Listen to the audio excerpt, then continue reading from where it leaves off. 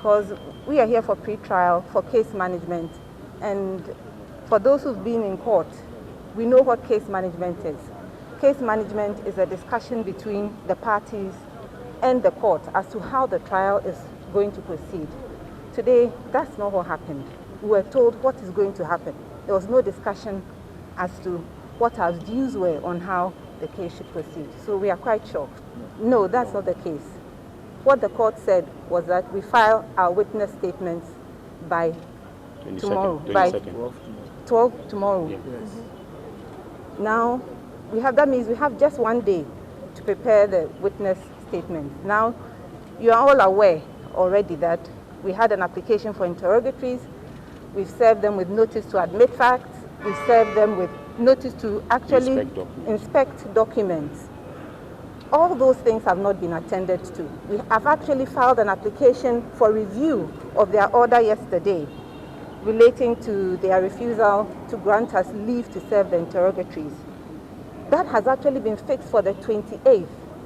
Now, all those things will have an impact on the kind of witness statement we will prepare and file. So if those issues have not been dealt with, those applications have not been dealt with, how do we file witness statements by close of business on the 21st?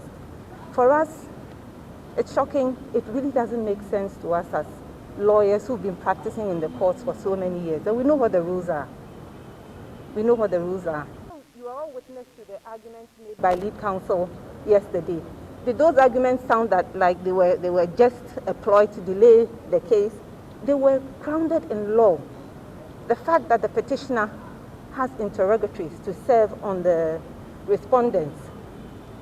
Now, interrogatories, as he stated, are to aid the trial of the case. And indeed, if a petitioner who has, or an applicant who has good grounds for serving interrogatories is denied the opportunity, for us that's a denial of justice. Let no one say we are not prepared. If we're not prepared, we wouldn't have come to court, we wouldn't have filed the petition in the first place. All we are saying is that processes we have served, processes we have filed, processes that need to be dealt with have not been dealt with. How do we start a trial? That is all we are saying. So if you ask us to come to court on the 26th to commence a trial, how are we going to start a trial when our notice to admit facts has not been dealt with?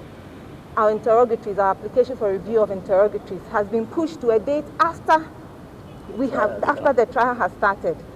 I mean, it doesn't really make sense to us. Unfortunately, we have to say this. Note that under the rules, the schedule, there's 5 days for pre-trial. Today is the second day.